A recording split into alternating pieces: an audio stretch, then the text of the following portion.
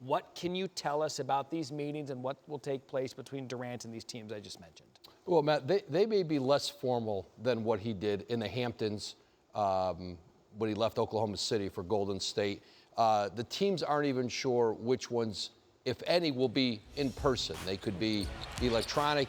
He's in New York with his business manager, Rich Kleiman.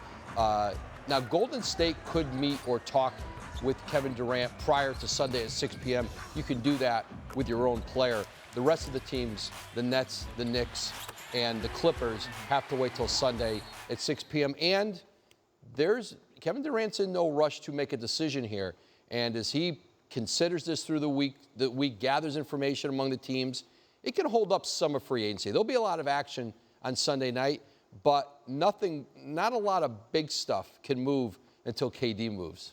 Similarly to Kevin Durant, Klay Thompson is probably not going to factor on any team next year as he rehabs as well. But the Warriors, unbothered by that, as you're reporting, Woj, that they plan to offer Klay a max deal, 5 years, $190 million, which is expected to accelerate the process. A general manager, Bob Myers, and Thompson's agent, Greg Lawrence. Klay, undoubtedly one of the best shooters in NBA history.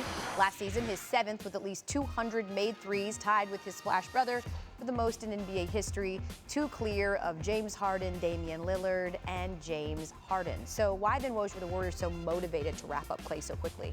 I mean, Elle, you just laid it out right there. Yeah, you just listen. This is one of their foundation players, and they want to continue to try to compete for championships. They can't do that without Klay Thompson. He'll rehab that ACL injury this season and hopefully return at some point later in the year.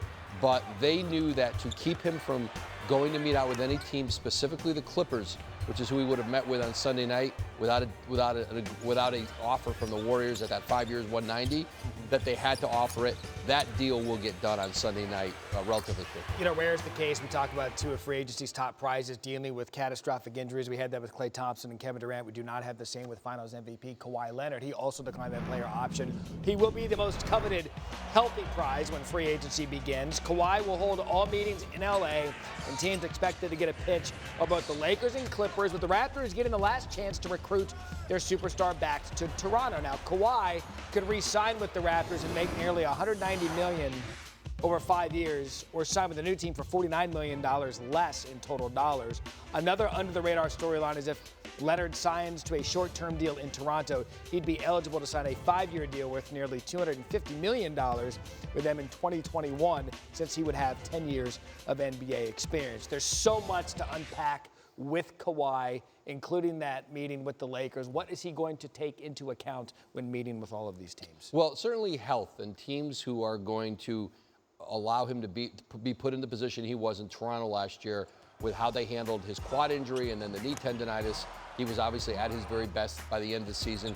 You know, I think in growing comfortable with these organizations, he doesn't know these people. Now, he knows LeBron James, Anthony Davis, star players, but he doesn't know the front office of Frank Vogel. He doesn't know in LA, Steve Ballmer, Doc Rivers, Lawrence Frank, their president. So trying to get to know these people in a very compact window of time, that's certainly an advantage for Toronto because he did build relationships there. So in this case, you're saying almost as if a training staff could have a bit of a factor if he's comfortable with how they would go based on what we've seen in the past. Absolutely, and I think a big part of that is giving him autonomy in his medical group on how to handle it. And listen, in the pursuit of Kawhi Leonard, whatever he wants, he's going to get within the rules, I guess. It appears there'll be no pursuit for the Celtics for Kyrie Irving, who also, much like Kawhi Leonard, opted out in Boston. And for a few weeks now, we've heard reports about the love affair between the Nets and Kyrie. The Nets, though, reportedly tender a qualifying offer to D'Angelo Russell, making him a restricted free agent. So a bit of an additional wrinkle, if you would, Woj. Where do things currently stand for Kyrie? Well, on the D'Angelo Russell front, he's a restricted free agent until they pull that qualifying offer. If they get Kyrie Irving, then D'Angelo Russell becomes unrestricted out into the marketplace. The Nets are in tremendous position with Kyrie Irving. His focus is Brooklyn. You know, they could have a commitment very quickly in free agency from Irving, but Brooklyn sees this. This was never about Kyrie Irving as a solo act. They want Kyrie Irving and Kevin Durant. And the idea wasn't to just replace D'Angelo Russell with Kyrie Irving. It was to bring in a second All-NBA star. That's their goal. early on in free agency, and the Nets are certainly one of the teams in Kevin Durant's final few. How about that? Brooklyn getting a second pass at being the hipster, trendy place to be rather than Manhattan. If Kyrie is in fact out, Kemba Walker appears to be the favorite to replace Irving in Boston, according to league sources. They've told ESPN. Hornets team owner Michael Jordan is no longer determined to extend far enough financially to re-sign his franchise player. Kemba expected to meet with Celtics brass shortly after the 6 p.m. window opens tomorrow. So let's take a look at this. Kemba and Kyrie have been eerily similar over the last 300 games. They're separated by a total of just 15 points, 4 assists, and 16 steals during that span. They were separated by 8 picks in the 2011 NBA draft. So, Woj, we know that the Celtics are interested in Kemba because of Kyrie's pending departure, but how interested is Kemba in them? Yeah, well, as we reported the other day, Kemba Walker's ready once free agency begins on the 6th to enter into an agreement with Boston. They can formally make the 4-year, $140 million plus offer, and it's expected that very quickly Walker and the Celtics will have a deal, and then Kemba Walker steps right in Kyrie Irving's spot, and Boston looks like a contender again in the Eastern Conference.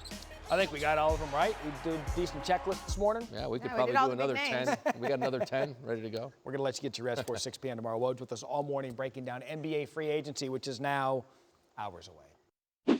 Thanks for watching ESPN on YouTube. For highlights and analysis, check out the ESPN app. And for live streaming and premium content, check out ESPN+.